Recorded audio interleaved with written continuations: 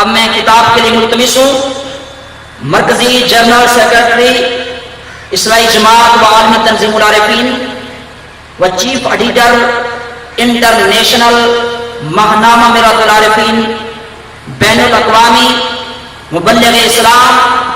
حضرت صاحبزادہ سلطان احمد علی صاحب جگر گوشہ حضور حضرت سلطان باہو صاحب رحمۃ اللہ تعالیٰ علیہ کی خدمت عالیہ میں ملتمس ہوں کہ وہ مائک پر تشریف لائیں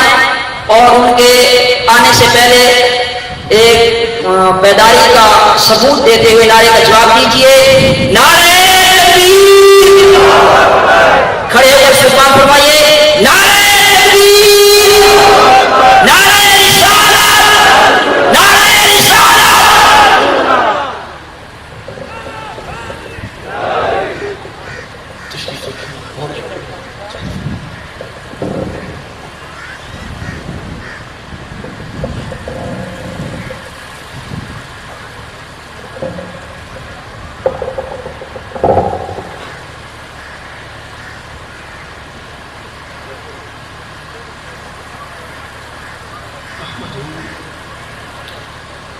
ونصلي على رسوله الكريم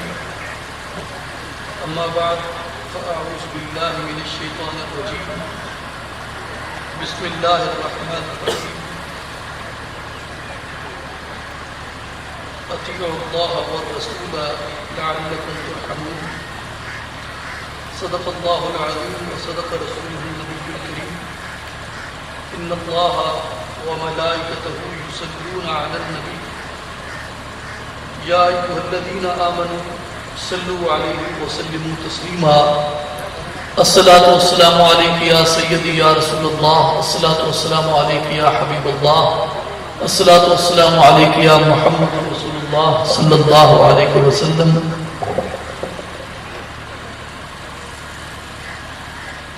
انتہائی واجب الاحترام معزز و محترم بھائیوں، بزرگوں اور ساتھیوں، السلام علیکم ورحمۃ اللہ وبرکاتہ. بندہ ناچیز، سب سے پہلے آپ تمام تشریف لانے والے مہمانوں کا، بزرگوں کا اور بھائیوں کا تہہ دل سے شکریہ ادا کرتا ہے کہ آپ اصلاحی جماعت اور عالمی تنظیم العارفین خاص تشریف لائے.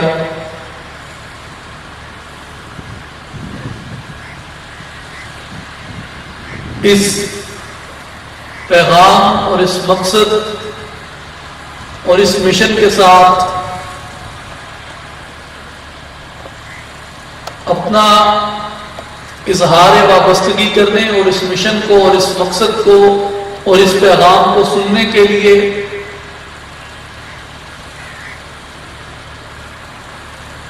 کیونکہ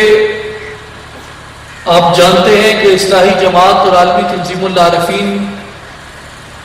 سلطان العارفین حضرت سلطان باہو رحمۃ اللہ علیہ کے آستانہ عالیہ سے چلنے والی ایک فکری اور علمی تحریک ہے جس کا مقصد عامت الناس کے اندر دعوت اللہ کی فکر کو اجاگر کرنا اور اس کے شعور کو بیدار کرنا ہے، اور مملکت خداداد پاکستان ملت اسلامیہ امت محمدیہ صلی اللہ علیہ وسلم اور عالم انسانیت کو، بنی نوع انسان کو جو چیلنجز اور جو دشواریاں اور جو مسائل اور جو مشکلات درپیش ہیں ان کے اوپر ایک سنجیدہ غور و فکر کرنے کے لیے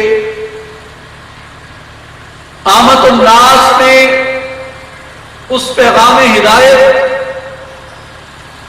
کی تبلیغ اور اس پیغام ہدایت کی ترویج اس تحریک کا اور اس جماعت کا مشن اور مقصد ہے. اور آپ یہ بھی جانتے ہیں کہ آج مختلف معاملات میں اور مختلف طبقات میں ہمیں جس ہزیمت کا، جس ذلت کا اور جس رسوائی کا سامنا ہے، اس کی شدت، اس رسوائی میں دن بدن اضافہ ہو رہا ہے. اور بطور قوم اور بطور ملت ہمارا سفر ترقی کی بجائے تنزلی کی طرف گامزن نظر آتا ہے. جبکہ اس میں ضرورت صبر کی بہت شدید ہے اور بہت زیادہ ہے کہ ہم اس بات کا جائزہ لیں کہ ہمارے اندر یہ تمام خرابیاں جو ملکی حوالے سے ہوں یا ملی حوالے سے ہوں یا انسانی حوالے سے ہوں، یہ خرابیاں کیوں جنم لے رہی ہیں، اور انسانی اور آسمانی آفات، انسانی اور آسمانی آفات، ان دونوں کی گرفت میں ہم کیوں ہیں،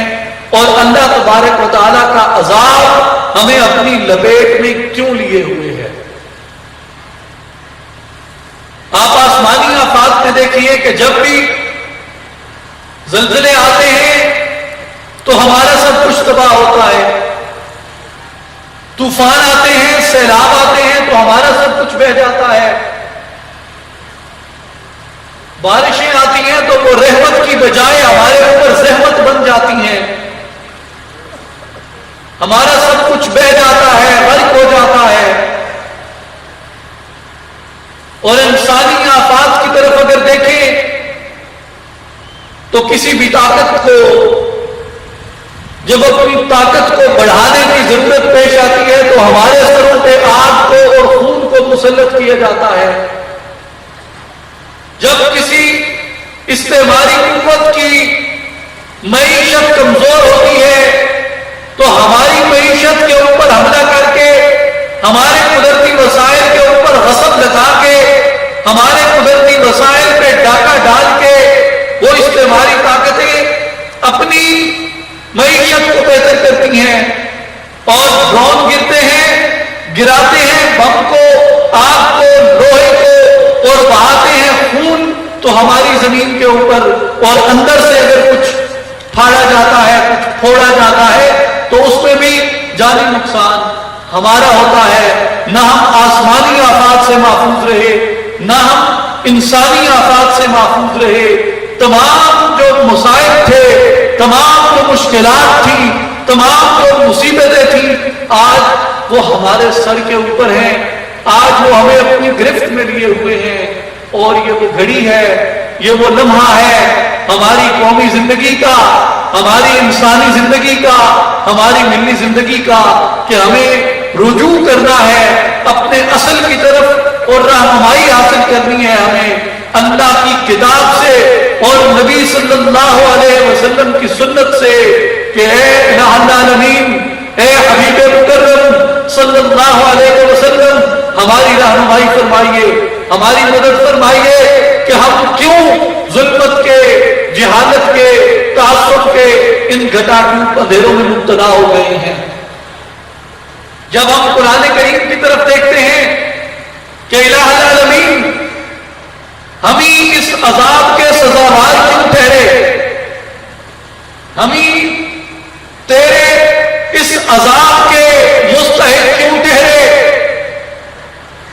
ہمارے اوپر جو تیری لطف و عنایت تھی وہ تو نے ہم سے کیوں اٹھا لی، ہمارے اوپر جو تیرا کرم تھا، ہمارے اوپر جو تیری عنایات تھی وہ ہم سے کیوں اٹھا لی گئی. تو اللہ تبارک و تعالیٰ نے ہمیں قرآن مجید میں یہ واضح طور پر بتا دیا کہ یاد رکھو میں نے محبت کرنے کے معیار مقرر کر دیے، میں نے معیار مقرر کر دیے. اگر میرے معیار پہ پورے اترو گے، اگر میرے معیار اور میرے احکامات میں عمل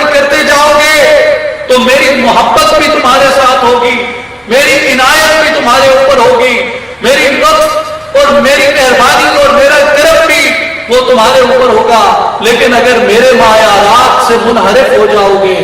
اگر میرے احکامات سے روگردانی کرو گے تو فرمایا پھر تم میری محبت کے مستحق نہیں ہو سکتے۔ الہ العالمین معیار کیا ہے، وہ احکام کیا ہے جن کے ذریعے ہم تیرے لطف اور تیرے کرم اور تیری مہربانی کے مستحق اور سزاوار ٹھہر سکتے ہیں۔ اللہ تبارک و تعالیٰ نے قرآن مجید میں فرمایا کہ قل اطیعوا اللہ والرسول فَأَن تُوَلَّوْا فَأَنَّ اللَّهَ لَا يُحِبُّ الْكَافِرِينَ، کہ یاد رکھو اے حبیب مکرم صلی اللہ علیہ وسلم، انہیں ارشاد فرما دیجئے کہ یاد رکھو کہ اگر تم اللہ کی اطاعت کرتے رہو گے، اگر تم اللہ کے رسول نبی کے آخر الزمان محمد رسول اللہ صلی اللہ علیہ وسلم کی اطاعت کرتے رہو گے تو اللہ کا لطف بھی تمہارے ساتھ شامل رہے گا، اللہ کا کرم بھی تمہارے ساتھ شامل رہے گا، اللہ کی مہربانی بھی تمہارے ساتھ شامل رہے گی۔ فَأَن تَوَلَّوْا، اگر تم اللہ کی اطاعت سے، اگر تم رسول مکرم صلی اللہ علیہ وسلم کی اطاعت سے منہ پھیر لو گے، روگردانی کرو گے، ان کے احکامات کی نفی کرو گے، ان کے دیے ہوئے نظام کی حفاظت نہیں کرو گے، ان کے اطاعت کردہ اس نظام کو اپنا ضابطۂ حیات نہیں بناؤ گے، اپنی مملکت کا دستور نہیں بناؤ گے، اس قرآن کو اپنی مملکت کا آئین نہیں بناؤ گے، اس قرآن کو اپنی زندگی کا منشور، اس قرآن کو اپنی زندگی کا نصب العین نہیں بناؤ گے تو اللہ نے یہ اعلان کر دیا کہ فَإِنَّ اللَّهَ لَا يُحِبُّ الْكَافِرِينَ، اللہ اس کے انکار کرنے والوں سے محبت نہیں فرماتا، اللہ اس سے انکار کرنے والوں کے اوپر اپنی شفقت اور مہربانی نہیں کرتا۔ اور میرے بھائیوں، میرے بزرگوں، ذرا غور فرمائیے، ذرا غور کیجئے کہ ہم نے اللہ کے حضور یہ عہد کیا تھا کہ الہ العالمین ہم جو قربانیاں دے رہے ہیں، ہم جو اپنے آباء و اجداد کو چھوڑ رہے ہیں، ہم اپنے آباء و اجداد کی قبروں کو چھوڑ رہے ہیں، ہم اپنے سرمائے کو، اپنی جائیداد کو، اپنی زمینوں کو، اپنے محلات کو، اپنی جمع پونجی کو چھوڑ رہے ہیں، اپنے سر کٹا رہے ہیں، اپنا خون پیش کر رہے ہیں، اپنی عزتیں لٹا رہے ہیں، اپنی عصمتیں لٹا رہے ہیں۔ کس لیے لٹا رہے ہیں؟ اس لیے لٹا رہے ہیں آپ کے اور میرے اجداد کا یہ اللہ سے وعدہ تھا کہ الہ العالمین جو مملکت تو ہمیں عطا کر رہا ہے، جو سلطنت تو ہمیں عطا کر رہا ہے، جو خطہ زمین تو ہمیں عطا کر رہا ہے، جو ملک تو ہمیں عطا کر رہا ہے، اس ملک کا نظام تیرے دین کے اوپر قائم ہوگا، تیرے کلمہ کے اوپر قائم ہوگا، لا الہ الا اللہ محمد رسول اللہ کے اوپر قائم ہوگا۔ اور میرے اور آپ کے اجداد نے یہ نعرہ لگایا تھا، میرے اور آپ کے اجداد نے یہ قسم کھائی تھی، میرے اور آپ کے اجداد نے یہ عزم کیا تھا، ہمارے اجداد نے، ہمارے آباء نے اللہ کے حضور یہ وعدہ کیا تھا کہ پاکستان کا مطلب کیا ہوگا؟ پاکستان کا مطلب لا الہ الا اللہ محمد رسول اللہ ہوگا۔ اور تبھی وہ کہتے تھے کہ پاکستان کا مطلب کیا؟ لا الہ الا اللہ۔ پاکستان کا مطلب کیا؟ پاکستان کا مطلب کیا؟ اس نعرے کے اوپر، اس عزم کے اوپر، اس وعدے کے اوپر ہم نے یہ مملکت حاصل کی تھی کہ جہاں پہ اللہ کی اطاعت ہوگی، جہاں پہ اللہ کے قرآن کی اطاعت ہوگی، جہاں پہ اللہ کے رسول صلی اللہ علیہ وسلم کی اطاعت ہوگی۔ لیکن جب ہم یہ حاصل کر چکے تو اس کے بعد ہم نے اپنے اوپر ایسے بالادست طبقات کو قبول کر لیا، ہم نے ایسے حکمرانوں کو قبول کر لیا جن کی زندگی کا نصب العین قرآن و سنت کا عملی نفاذ نہیں تھا، جن کی زندگی کا نصب العین اسلام کے اس عالمگیر رسول کو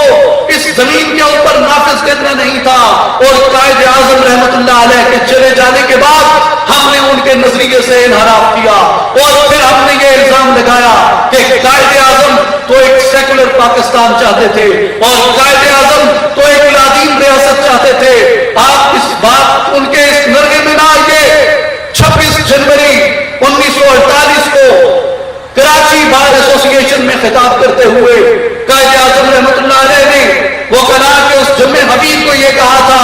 وہ کلا کے اس قافلے کو یہ کہا تھا، اور وہ کلا کے اس مجلس میں یہ کہا تھا کہ یاد رکھیے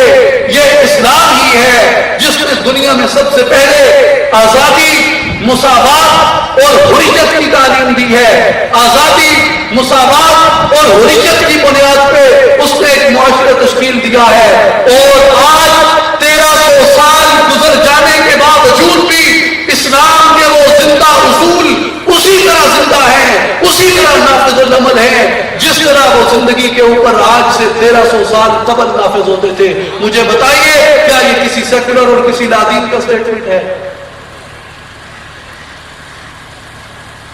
علامہ اقبال رحمۃ اللہ علیہ جب یہ دیکھتے ہیں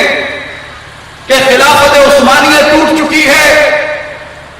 اور خلافت عثمانیہ ٹوٹنے کے بعد ترکی کا رسم الخط عربی رسم الخط سے تبدیل کر کے لاطینی رسم الخط میں بدلا جا رہا ہے، اور وہاں کے اسلامی نظام کو ختم کر کے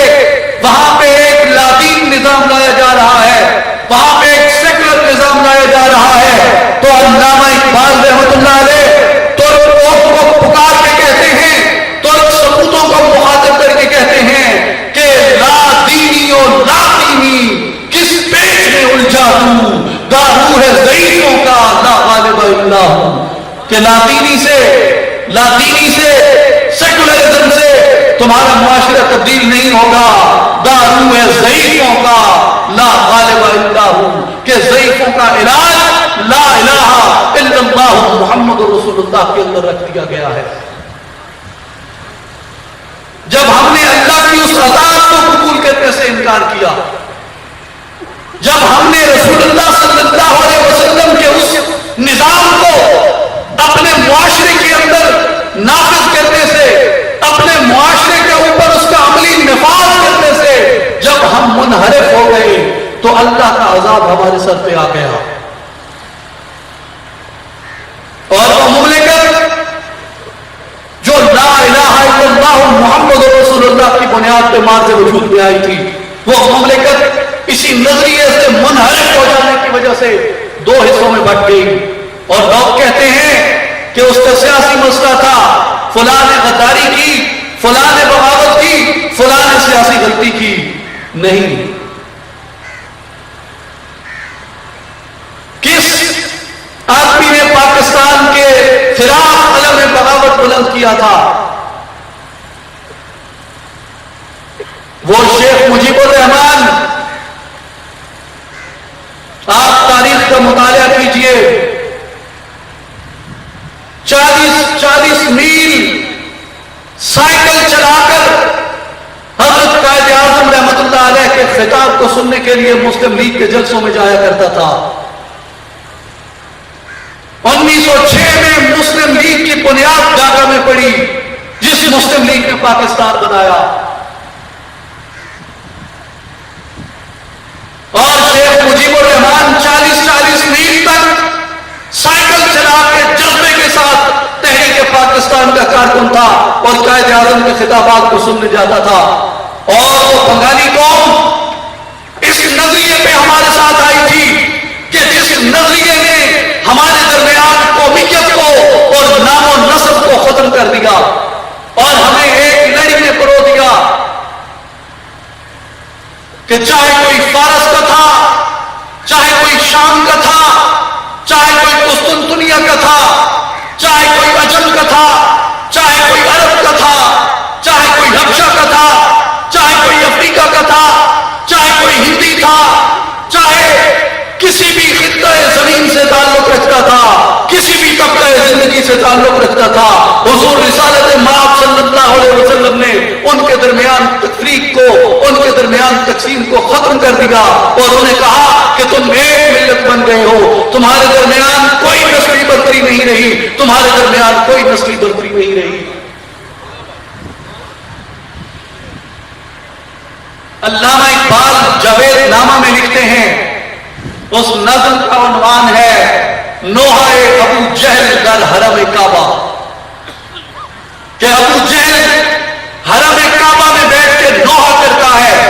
حضور رسالت مآب صلی اللہ علیہ وسلم کے دین پہ نکتہ چینیاں کرتا ہے، اور اپنی اس عرب برتری کے لٹ جانے کا مرثیہ گاتا ہے۔ اقبال کہتا ہے کہ ابو جہل نے وہ نوحہ کیا کیا اور ابو جہل نے کیا کہا۔ ابو جہل کہتا ہے کہ مذہب ہوں قاطع ملک و نسب، مذہب ہوں قاطع ملک و نسب، کہ محمد صلی اللہ علیہ وسلم، محمد کا دین ملک اور نسب کو ختم کرتا ہے، جغرافیائی اور نسبی بنیادوں کو مٹا دیتا ہے۔ از قریش و منکر از فصل عرب، خود قریشی ہے، خود عرب کے اعلیٰ خاندان سے ہے، وہ منکر از فضل عرب، لیکن اجمی کے اوپر عربی کی فضیلت کو نہیں مانتا۔ وہ کہتا ہے کہ بطور انسان تم برابر ہو۔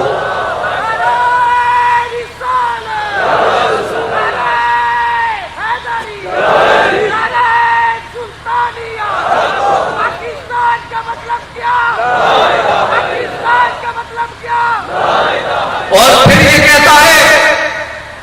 کہ حضور خود قریش سے ہیں لیکن عربی کی فضیلت کو نہیں مانتے۔ در نگاہ او یکے بالا و پست، با غلام خویش بر یک خاں نشست، کہ محمد صلی اللہ علیہ وسلم کی نگاہ میں اونچا اور نیچا دونوں برابر ہیں، چھوٹا اور بڑا دونوں برابر ہیں۔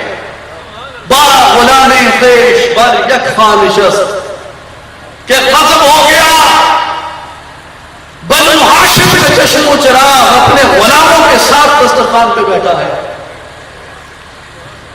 فتح مکہ ابھی نہیں ہوئی تھی، صلح حدیبیہ کے بعد ابو سفیان نے سرداران قریش کو، سرداران مکہ کو مخاطب کر کے کہا تھا کہ تم کیا سمجھتے ہو کہ ہم فتح مکہ کو روک لیں گے؟ یاد رکھو مکہ تو اس دن فتح ہو گیا تھا جس دن بنو ہاشم کے خاندان میں، جس دن بنو ہاشم کے چشم و چراغ کے ساتھ حبشہ کا غلام ایک دسترخوان پہ بیٹھ گیا تھا۔ امیہ بن خلف کا غلام جب بنو ہاشم کے ساتھ دسترخوان پہ بیٹھ گیا تھا، مکہ تو اس دن فتح ہو گیا تھا، اب تو صرف اعلان ہونا باقی ہے۔ با غلام خویش بر یک خاں نشست، اور پھر ابو جہل یہ نوحہ کرتا ہے کہ قدر احرار عرب نشناختہ، با کلفتان حبش در ساختہ۔ کلفت کہتے ہیں فارسی میں جس کی ناک چپٹی ہو، جس کی ناک میں حسن نہ ہو۔ قدر احرار عرب نشناختہ، ابو جہل کہتا ہے کہ حضور نے عرب کے آزاد لوگوں کو بھلا دیا اور عرب کے آزاد لوگوں کی قدر نہیں جانی۔ عربیوں کو چھوڑ کر، اس کو جمال کے پیکر عربیوں کو چھوڑ کر گلفتان حبش در ساختہ، حبشہ کے حبشیوں کے ساتھ اپنی سنگت کو قائم کر دیا۔ یہ اس نعرے کے اوپر یہ مملکت وجود میں آئی۔ یہاں سندھی، بلوچی، بنگالی، پٹھان یہ کئی صدیوں سے برسر پیکار تھے، لیکن یہ تمام اپنی قومیتوں کو بھول گئے، اپنے نام و نسب کو بھول گئے، اپنی خاندانی دشمنیوں کو بھول گئے، اور اس ایک نعرے کے نیچے جمع ہو گئے، اس ایک پرچم کے نیچے جمع ہو گئے کہ تیرا میرا رشتہ کیا، لا الہ الا اللہ، تیرا میرا رشتہ کیا، تیرا میرا رشتہ کیا۔ اس ایک نعرے کے اوپر یہ تمام قومیتیں اکٹھی ہو گئیں اور اللہ کے دین کے نفاذ کے لیے برسر پیکار ہوئی، اللہ کے دین کے عملی نفاذ کے لیے عزم کر کے میدان میں آئی۔ لیکن جب اس قائد کے چلے جانے کے بعد ہم نے اس کے نظریے کو پس پشت ڈال دیا تو اللہ کی گرفت نے ہمیں لے لیا۔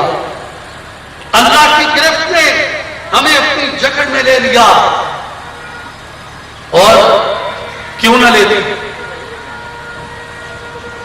حضرت عمر فاروق رضی اللہ تعالیٰ عنہ نے حضرت ابو عبیدہ کو خود یروشلم کے موقع پر مخاطب کر کے کہا، اے ابو عبیدہ، یاد رکھ،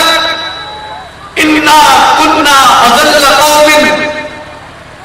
فاعزنا اللہ بالاسلام۔ اے ابو عبیدہ،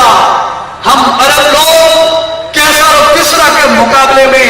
ایک ذلیل اور ایک کمتر قوم سمجھے جاتے تھے۔ فاعزنا اللہ بالاسلام، اللہ نے ہمیں اسلام کی وجہ سے عزت عطا فرما دی، اللہ نے ہمیں اسلام کی وجہ سے عزت عطا فرمائی۔ فاعزنا اللہ بالاسلام، اسلام کی وجہ سے عزت ملی، اسلام کی وجہ سے قوت ملی، اسلام کی وجہ سے شان و شوکت ملی، اسلام کی وجہ سے وقار ملا، اسلام۔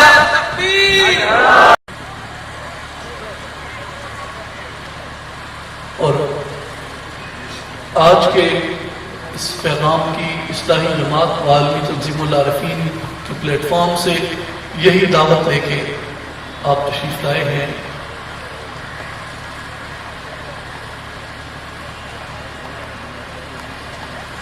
اور میں عرض یہ کر رہا تھا کہ حضرت عمر نے فرمایا کہ اے ابو عبیدہ، انا کنا اذل قوم، ہم تو ایک ذلت پذیر قوم تھے، فاعزنا اللہ بالاسلام، اللہ نے ہمیں اسلام کی وجہ سے عزت عطا، اسلام کی وجہ سے دیگر اقوام پہ بالادست فرما دیا۔ پھر فرمایا فمهما نطلب العز بغير ما اعزنا الله به اذلنا الله۔ اے ابو عبیدہ، ہمیں قوت اسلام کی وجہ سے ملی، اگر ہم اس اسلام کو چھوڑ دیں گے، اگر ہم اسلام کے بغیر کسی عزت کی طلب کریں گے تو یاد رکھ اللہ تبارک و تعالی ہمیں پھر رسوا کر دے گا۔ ہمیں اللہ نے دو استعماروں کی غلامی سے نجات عطا کی، ایک برطانوی استعمار کی غلامی سے نجات عطا کی، دوسرا گاندھی سامراج یعنی ہندو سامراج کی غلامی سے نجات عطا کی، اور کس بنیاد پہ نجات عطا کی؟ لا الہ الا اللہ محمد رسول اللہ کی بنیاد کے اوپر۔ اور ہم اللہ کے کرم کے، اللہ کی مہربانی کے مستحق کہہ رہے، لیکن جب ہم نے اپنے اس عہد کو، ہم نے اپنے اس پیمان کو، ہم نے اپنے اس عزم کو، ہم نے اپنے اس وعدے کو جب چھوڑ دیا تو اللہ نے ہمیں چھوڑ دیا، ہم اسے بھول گئے، اس نے ہمیں بھلا دیا۔ اس لیے ضروری ہے کہ آج ہمارا تعلق پھر اللہ تبارک و تعالیٰ کے اسی وعدے کے ساتھ قائم ہو، اور ہم پھر اسی انعام کے مستحق ہو جائیں جس انعام کا اللہ تبارک و تعالیٰ نے ہم سے وعدہ کیا۔ آپ دیکھیے، آپ جب بھی نماز ہم پڑھتے ہیں، ہم نماز میں یہ دعا مانگتے ہیں کہ اہدنا الصراط المستقیم، الہ العالمین ہمیں سیدھا راستہ دکھا، صراط الذین، ان لوگوں کا راستہ، انعمت علیہم، جن کے اوپر تو نے اپنا انعام فرمایا ہے، جن کے اوپر تو نے اپنا انعام فرمایا ہے۔ اللہ تبارک و تعالیٰ نے کہا ٹھیک ہے، اگر اس انعام کی جستجو میں ہو، اگر ان انعام یافتہ لوگوں کی سنگت کی جستجو میں ہو، اگر ان انعام یافتہ لوگوں کے قرب میں جانا چاہتے ہو، اگر ان انعام یافتہ لوگوں کے ساتھ تم رہنا چاہتے ہو اور ان کے راستے کو اپنانا چاہتے ہو، تو فرمایا من یطع اللہ والرسول فاولئک مع الذین انعم اللہ علیہم۔ تو پھر اس کی شرط یہ ہے کہ اللہ کی اطاعت کرو، اللہ کے رسول کی اطاعت کرو، تمہیں اللہ ان لوگوں کے راستے کے اوپر ڈال دے گا جن پہ اللہ کا انعام ہوا ہے۔ ہمیں آج یہ فیصلہ کرنا ہے کہ ہمیں کسی استعمار کی اطاعت کو قبول قبول کرنا ہے. ہمیں استعمار کے بنائے ہوئے طبقاتی تفریق کے نظام پہ چلنا ہے, طبقاتی استحصال کے نظام پہ چلنا ہے, یا ہمیں اللہ کے عطا کیے ہوئے اس دین کے اوپر چلنا ہے جس دین نے ہمیں عزت عطا کی, جس دین نے ہمیں حرمت عطا کی, جس دین نے ہمیں وقار عطا کیا, جس دین نے ہمیں سربلندی عطا کی, جس دین نے ہمیں سرفرازی عطا کی, جس دین نے ہمیں عروج عطا کیا. یہ فیصلہ آج ہم نے کرنا ہے, اور اسی فیصلے کی بنیاد پہ کل ہمیں اللہ تبارک و تعالیٰ کی بارگاہ کے اندر پیش ہونا ہوگا کہ ہم جو فیصلہ کریں گے وہی فیصلہ کل ہمارے اعمال میں لکھ دیا جائے گا, اور اللہ کے حضور ہمیں پیش ہونا ہوگا اس کے اوپر. اور حضرت عمر فاروق امیر المومنین رضی اللہ تعالی عنہ آپ فرماتے ہیں کہ لوگوں یاد رکھو, اگر اللہ کے حکم سے تم پھر گئے, اللہ کے حکم سے تم نے منہ موڑ لیا, تو پھر تمہارا بڑا کڑا احتساب کیا جائے گا. حاسبوا انفسکم قبل ان تحاسبوا, کہ اپنے عمل کا حساب کر لو اس سے پہلے کہ تمہارا احتساب کیا جائے. وزنوا قبل ان توزنوا, اپنے اعمال کو ناپ لو, اپنے اعمال کو تول لو اس سے پہلے کہ اللہ کی عدالت میں تمہارے اعمال تولے جائیں, اس سے پہلے کہ اللہ کی عدالت میں تمہارے اعمال کا وزن کیا جائے. وَتَزَيَّنُوا لِلْعَرْضِ الْأَكْبَرِ, اور اپنے آپ کو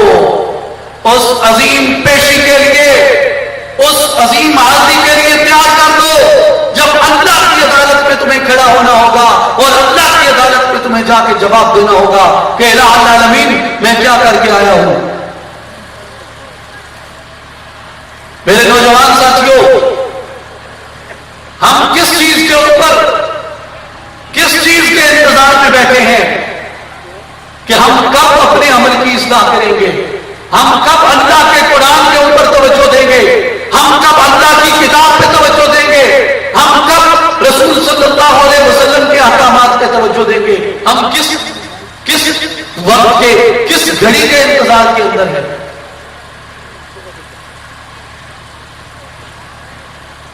کس چیز کے اوپر ہم اتراتے ہیں, ان جوان دھڑکنوں کے اوپر, ان جوان بلبلوں کے اوپر,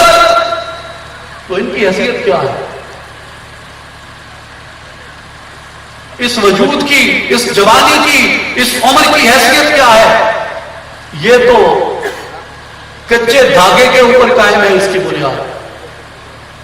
ایک جو اوپر کی طرف آتا ہے, ایک جو نیچے کی طرف جاتا ہے, جس دھاگے کو آپ سانس کہتے ہیں. جب اس کی وہ جسے ہم تند کہتے ہیں, جب وہ تند ٹوٹ گئی تو اوپر کا اوپر رہ جائے گا, نیچے کا نیچے رہ جائے گا, اور انسان کی یہ عمارت دھڑام سے گر جائے گی. اور وہی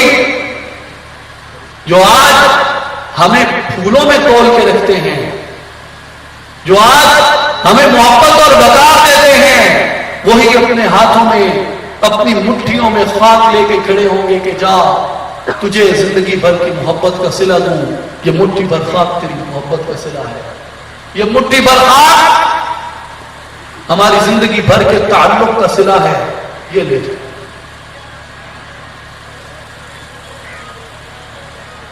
اور حضرت سلطان باہو رحمۃ اللہ علیہ فرماتے ہیں, ہسن دے کے رومن دی گئی تینوں دتا کس دلاسا ہوں, کہ تو عالم ارواح میں ہنستا پھرتا تھا, تجھے کس نے کہا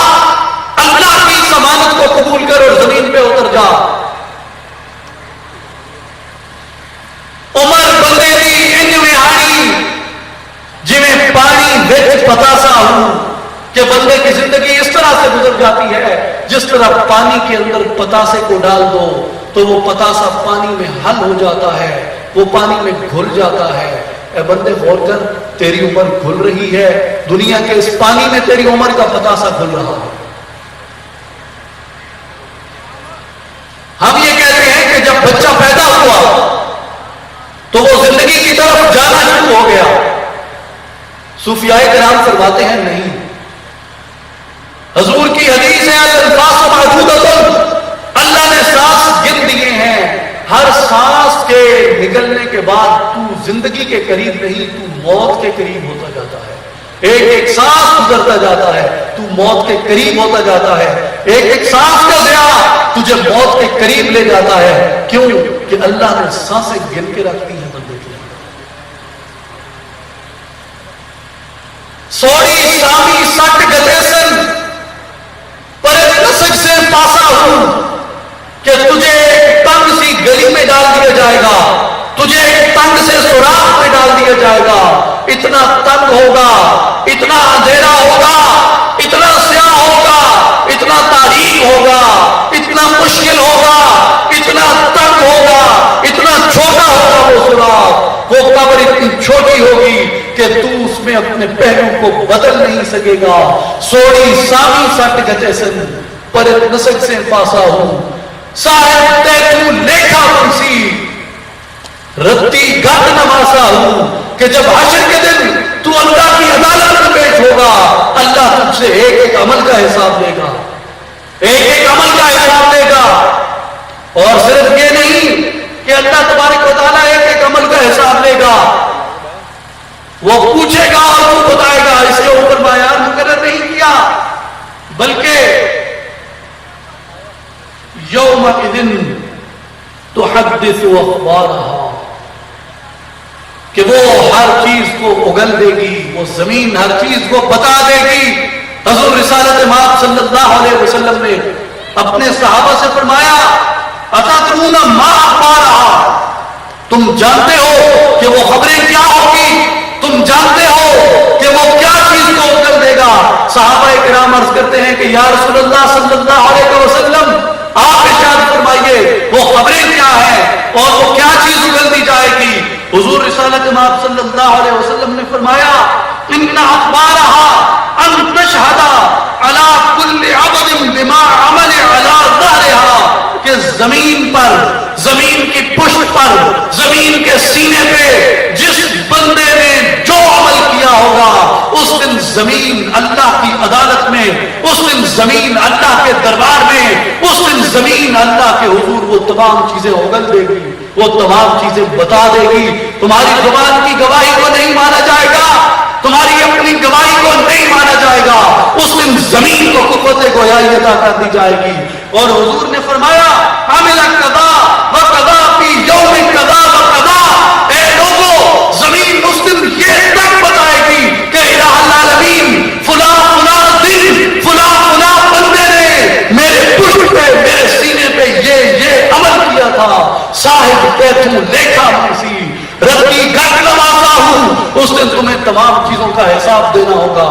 اس دن تمہیں تمام چیزیں بتانی ہوگی، تم نہیں بتاؤ گے یہ زمین بولے گی، تم نہیں بولو گے تمہارے اعضاء گفتگو کریں گے، تم نہیں بولو گے تمہارا چمڑا گفتگو کرے گا، تم نہیں بولو گے تمہارے ہاتھ پاؤں گفتگو کریں گے۔ اللہ تبارک و تعالیٰ نے قرآن کریم میں ہمیں یہ بتا دیا کہ یاد رکھو اس دن بڑا سخت حساب ہوگا تمہارا، بڑی سخت گرفت ہوگی تمہارے اوپر۔ اليوم نختم على افواہہم وتکلمنا ایدیہم، کہ اس دن تمہاری زبانوں پہ، تمہارے منہ پہ مہریں لگا دی جائیں گی، اور اس دن تمہارے ہاتھوں کو کلام کرنے کی طاقت دے دی جائے گی۔ وتشہد ارجلہم بما کانوا یکسبون، اس دن تمہارے پاؤں تمہارے گواہی دیں گے کہ الہ العالمین اس بندے نے کیا کیا عمل کیا ہے، اس بندے نے کیا کیا فعل کیا ہے، اس بندے نے کس کس چیز کے اوپر توجہ دی۔ اور اللہ تعالیٰ پوچھے گا کہ اے بندے جب میرے دین پہ کڑا وقت تھا، جب میری کتاب پہ کڑا وقت تھا، جب میری کتاب کے اوراق کو زمین پہ بچھا کے اس پہ مغرب کی رقاصائیں رقص کرتی تھی، جب میری کتاب کو آگ میں جلایا جاتا تھا، جب میری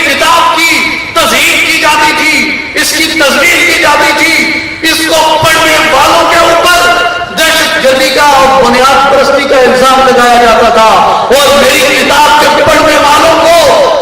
ज़माने जाहिलियत में होने का ताना दिया जाता था।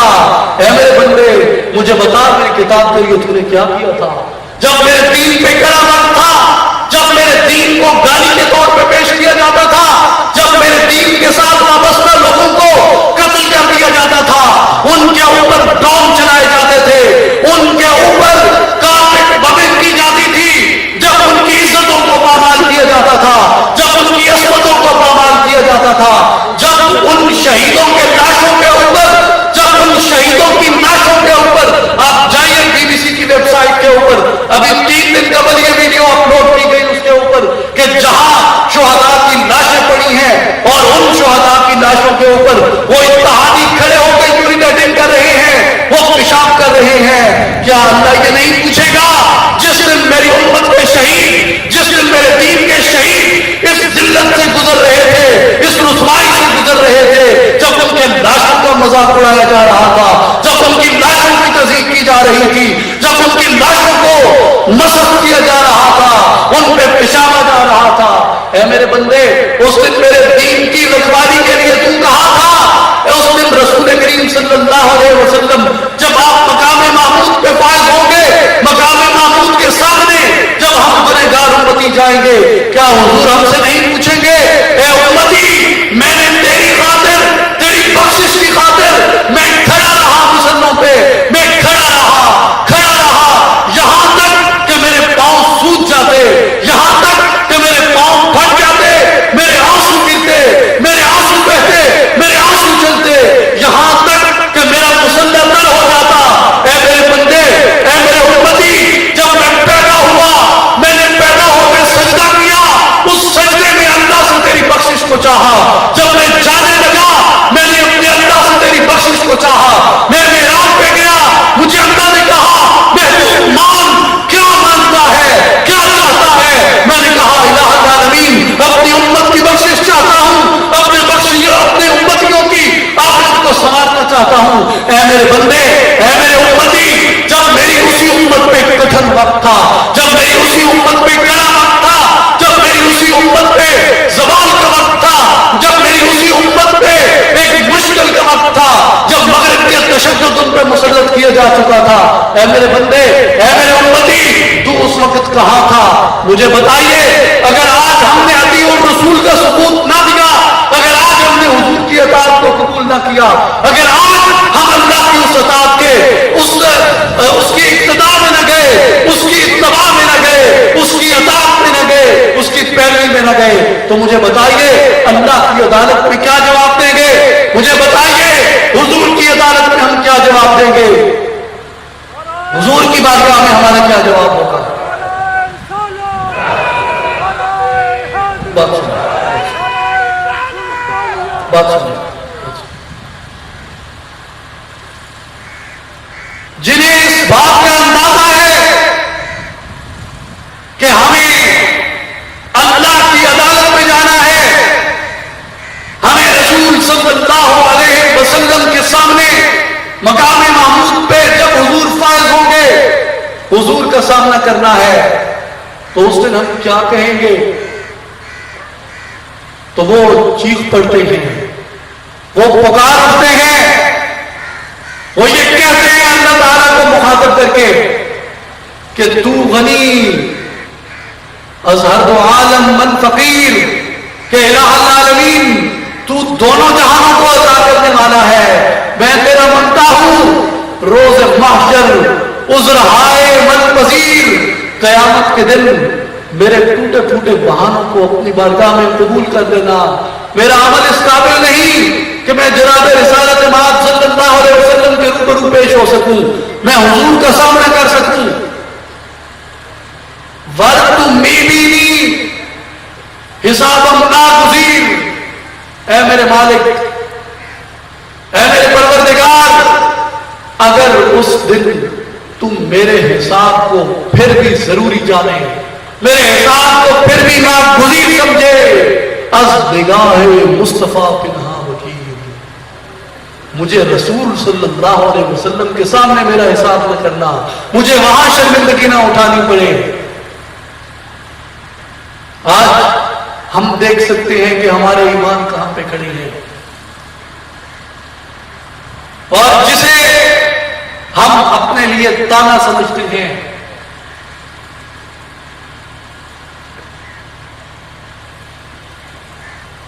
کہ خلافت علی منہاج النبوہ، اللہ کا نظام، اللہ کے دین کا نظام،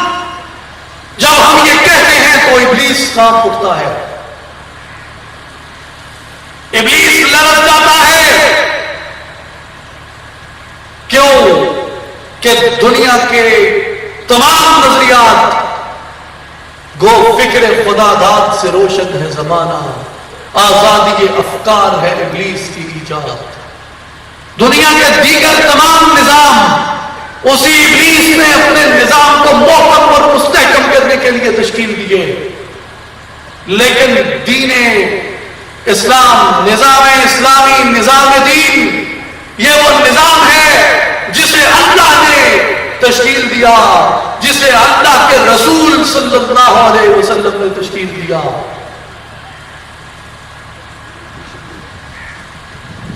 ابلیس کی مجلس شورا میں اقبال ہمیں یہ بتاتے ہیں کہ جب ابلیس کے مشیر اسے یہ کہتے ہیں، کوئی یہ کہتا ہے کہ اطالیہ کی فسطائیت تیرے نظام کے لیے خطرہ ہے، پھر کوئی مشیر کہتا ہے کہ نہیں، روس کی اشتراکیت اور ان کا نظام مساوات تیرے لیے خطرہ ہے۔ ابلیس کہتا ہے نہیں، کب ڈرا سکتے ہیں مجھ کو اشتراکی کوچگر، یہ اشتراکی بیکاری مجھے نہیں ڈرا سکتے۔ ابلیس کا مشیر استفسار کرتے ہیں کہ اے ابلیس، پھر تجھے کس نظام سے خوف ہے، پھر تجھے کس نظام سے خطرہ ہے؟ ابلیس کہتا ہے خطر مجھ کو اگر کوئی تو اس امت سے ہے جس کی خاکستر میں اب تک ہے شرار آرزو، خال خال اس قوم میں اب بھی نظر آتے ہیں، وہ کرتے ہیں اشک سحرگاہی سے جو ظالم وضو۔ جب آپ نظام دین کی بات کریں گے، جب آپ نظام مصطفیٰ کی بات کریں گے، جب آپ نفاذ شریعت کی بات کریں گے،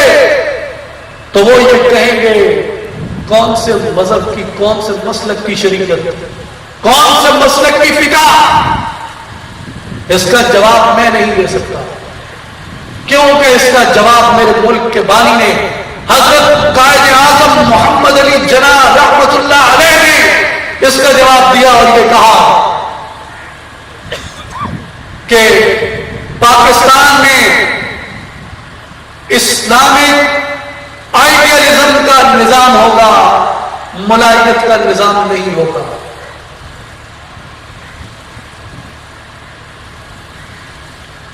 جب ریاست مدینہ میں اس نظام کو نافذ کیا گیا تو اس وقت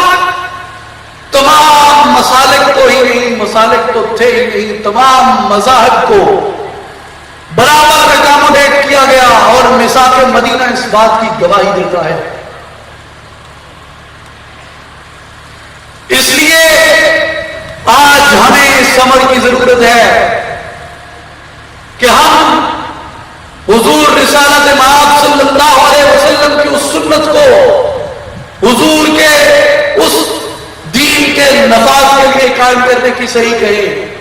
اور میں آخر میں آپ سب بھائیوں کو اس سے مقرر کر دیا ہے، جب عشق سکھاتا ہے آداب خدا کا ہی کھلتے ہیں غلاموں پر اسرار شہنشاہی، اور وہ امیر المومنین ہیں، پھر وہ عمر بن خطاب ہیں جو دین کو مخاطب کر کے لکھتے ہیں کہ اے نیل مصر،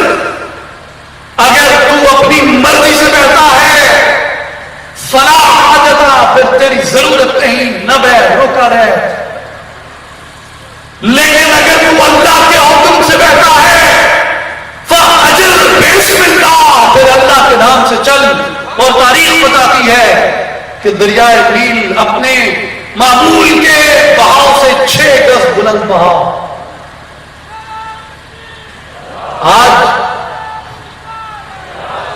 آج ہم اپنے گرد و پیش میں جب دیکھتے ہیں تو اس چنگاری کو جلانے کی بڑی شدت سے ہمیں ضرورت ہے کہ جو چنگاری جلے بغیر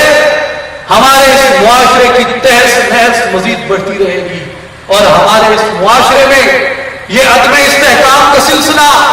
یہ عدم استحکام کا نظام اور یہ طبقاتی تفریق یہ بڑھتی جائے گی۔ اور اس کی ایک مثال میں آپ کے سامنے عرض کرنا چاہتا ہوں کہ پنجاب گورنمنٹ کی رپورٹ یہ کہتی ہے، آفیشلی فگرز اس کے جو دیے گئے کہ پنجاب کی، میں پوری ذمہ داری کے ساتھ یہ بات کر رہا ہوں اور یہاں پہ اس رپورٹ سے واقفیت رکھنے والے احباب بیٹھے ہیں کہ پنجاب کی 17% خواتین معاشرتی ناہمواری کی وجہ سے بے راہروی کا شکار ہو جاتی ہیں۔ اور آج جس نظام کو ہم نے اپنے اندر نافذ کر رکھا ہے اور اپنے اندر قائم کر رکھا ہے، اس کی تباہی کا اندازہ لگائیے۔ یہ باتیں کرتے ہوئے مجھے اپنا آپ برا لگتا ہے اور میں مناسب نہیں سمجھتا کہ ایک پبلک گیدرنگ میں اتنے کھلے لفظوں میں یہ باتیں کر دی جائیں، لیکن یہ حقیقت ہے، یہ حقائق ہیں، یہ میری نظروں کے سامنے بھی عیاں ہیں، یہ آپ کی نظروں کے سامنے بھی عیاں ہیں۔ ہم کبوتر کی طرح آنکھیں بند کر کے نہیں بیٹھ سکتے۔ آج آپ جا کے دیکھیے کہ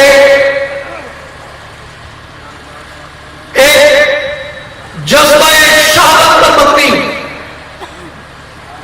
جنسی خواہش کی تکمیل پر مبنی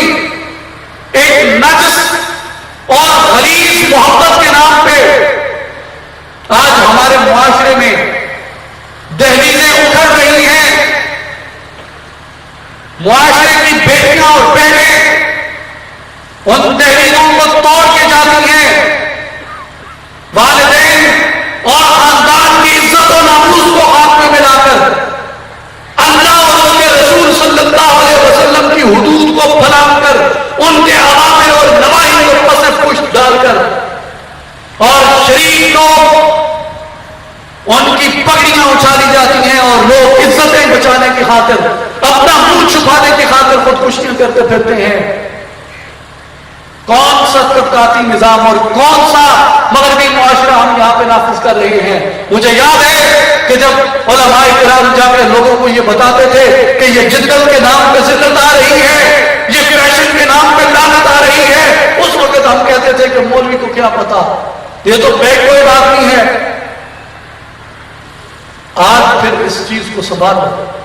آج پھر اس فیشن کا یہ تحفہ سنبھالو۔ آپ کے معاشرے میں شرع طلاق 33% سے تجاوز کر گئی ہے۔ طلاق کا مطلب ہے دشمنی، طلاق کا مطلب ہے تعصب، طلاق کا مطلب ہے عداوت، طلاق کا مطلب ہے ایک مستقل تشدد۔ آپ کا 33% معاشرہ اس مستقل تشدد کی لپیٹ میں ہے، آپ کا 33% معاشرہ اس دشمنی کی آگ میں جل رہا ہے، آپ کا 33% معاشرہ اس مسلسل تشدد کی آگ میں جل رہا ہے۔ قبول ہے تو پھر مان لیں، اگر نہیں قبول تو پھر اس نظام کی اتباع کریں جو اللہ کا قرآن بتاتا ہے اور جو نبی صلی اللہ علیہ وسلم کی احادیث مبارکہ سے ہمیں ملتا ہے۔ میرے نوجوان ساتھیوں، اصلاحی جماعت اسی اذان کو دینے کے لیے نکلی ہے کہ حی علی الفلاح، آؤ فلاح کی طرف، آؤ فلاح کی طرف۔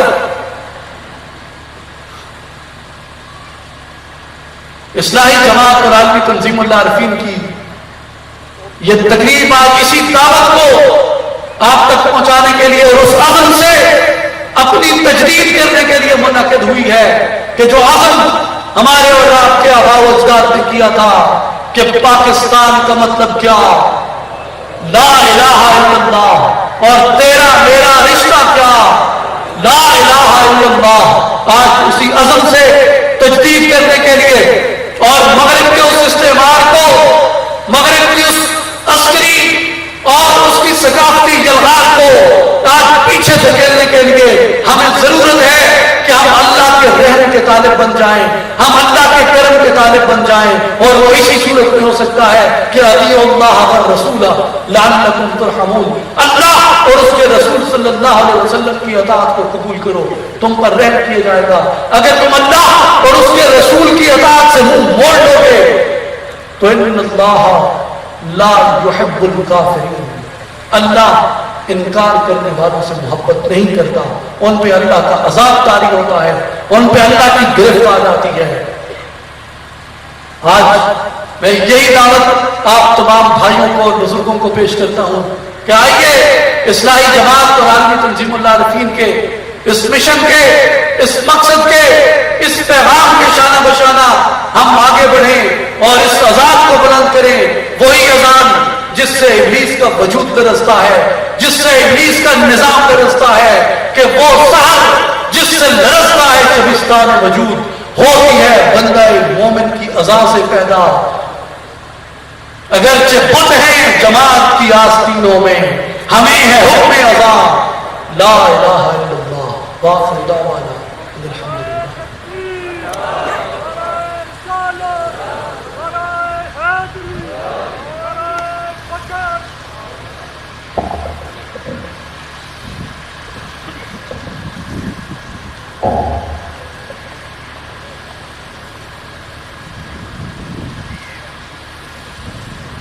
فقر و شاہی واردات مصطفیٰ, فقر و شاہی واردات مصطفیٰ, این تجلی ہائے ذات مصطفیٰ. تیرا جلال و جمال مرد خدا کی دلیل, وہ بھی جلیل و جمیل, تو بھی جلیل و جمیل. پردہ چہرے سے اٹھا انجمن آرائی کر, چشمے مہرما و انجم کو تماشائی کر. کب تلک طور پہ دریوزہ کری مثل کلیم, اپنی ہستی سے آیا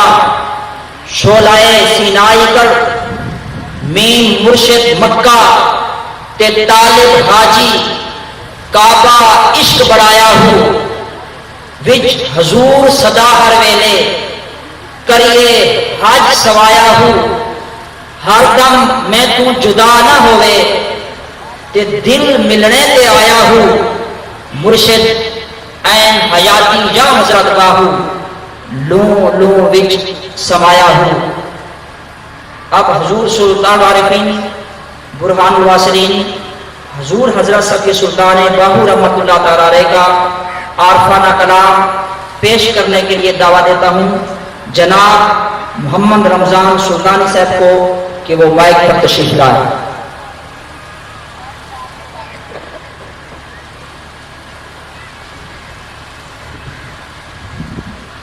صلی اللہ علیہ یا رسول اللہ وسلم علیک یا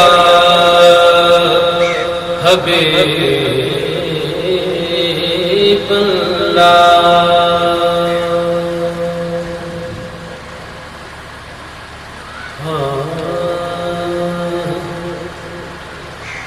الف اللہ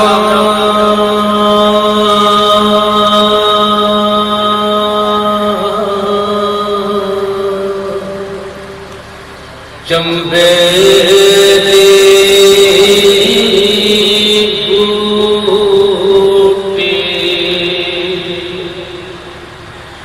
مرشد من میرے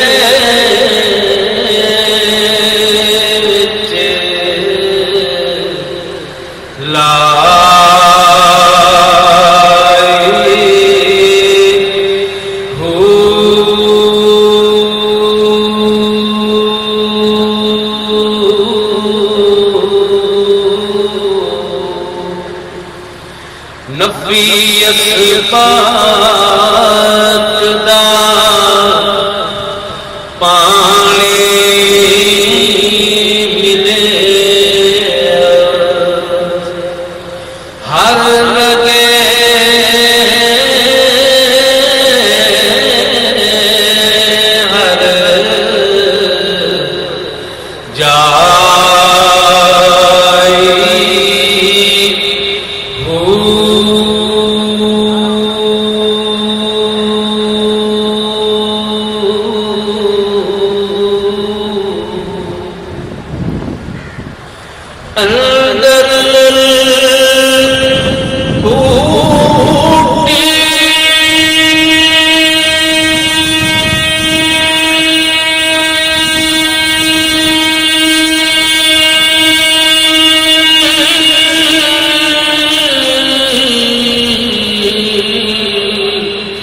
مشک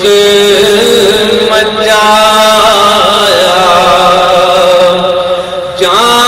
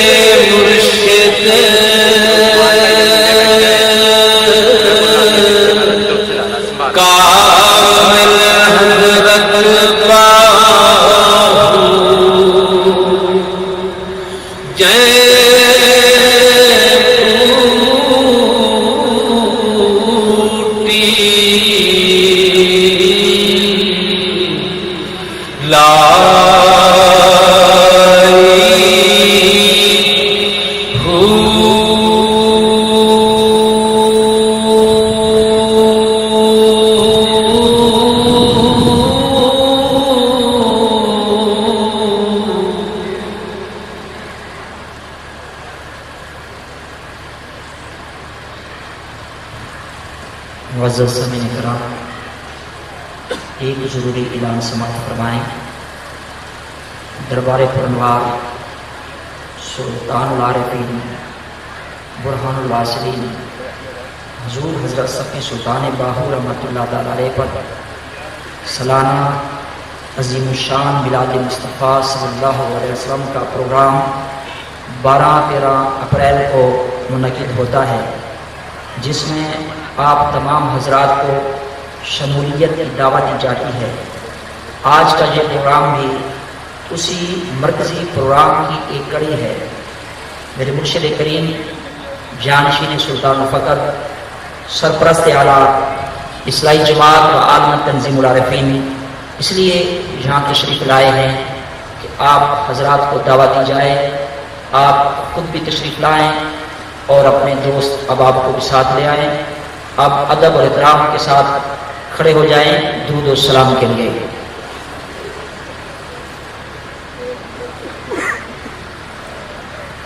مصطفیٰ جانے